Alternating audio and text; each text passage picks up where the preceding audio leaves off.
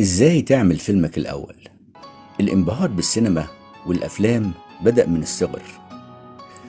فعندما نظمت المدرسة في المرحلة الابتدائية الحفل السنوي للمتفوقين، قامت بعرض صورا فوتوغرافية من خلال الفانوس السحري، وهو جهاز لعرض شرائح فيلمية بشكل مكبر على شاشة معلقة على الحائط. أبهرني هذا الجهاز العجيب، وصممت ماكيت مشابه له بعلبة أحذية كرتونية وعدسة محدبة ومصباح يدوي، وعملت عرض الأول من خلال رسومات كرتونية رسمتها على ورق الشفاف، وأبهرت أسرتي بعرض فيلم الأول. وكنت أداوم في هذا الوقت على شراء مجلتي سمير وميكي، فكنت أستخدم ورق الشفاف والكربون وأرسم القصص المصورة على الشفاف، وأعرض كل شهر قصة من قصص المجلة. وعندما عملت بالإعلام كانت أجندتي متخمة بالأفكار عن باقات وسلسلة أفلام أردت أن أصنعها، منها ما هو تعليمي وقصص ألف ليلة وليلة وقصص تبسيط العلوم. وبعد سنوات ومع التقدم التكنولوجي ظهرت فنون الجرافيك، وتعلمت هذا الفن المبدع، حيث أنه طور كثيرا من الأفكار والأحلام التي كانت تراودني منذ الصغر.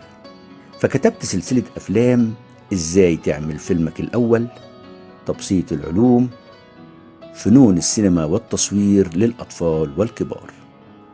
وعندما تطورت تقنية التليفون المحمول وأصبح بكاميرا، قررت تنفيذ مشروعي اللي قعدت عليه 3 سنوات: كتابة وتجهيز مكان واختيار أفراد وتنفيذ ماكيت وعمل أفلام الجرافيك المطلوبة.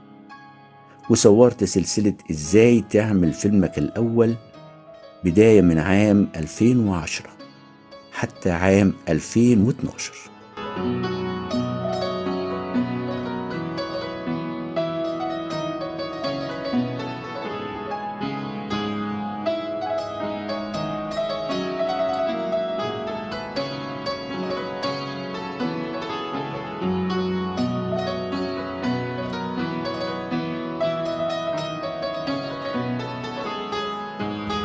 وكان كل ده قبل ظهور التيك توك والانتشار الرهيب لوسائل التواصل الاجتماعي.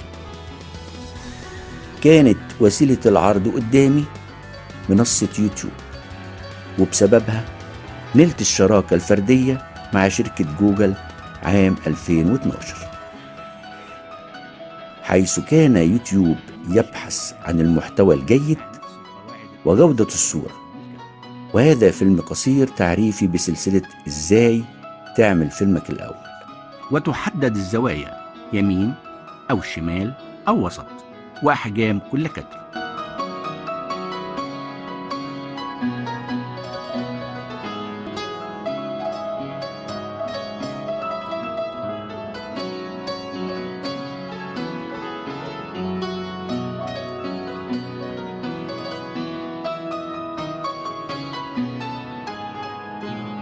وكما نشاهد أمامنا بعض الكادرات وأحجامها والقطعات ما بين الكاميرات والتناسق بين أحجام الكادرات.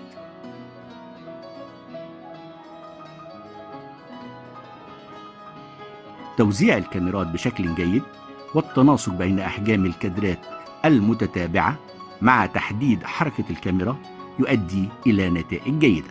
ما زلنا نتابع معكم ما سنقدمه في كورس الإخراج السينمائي.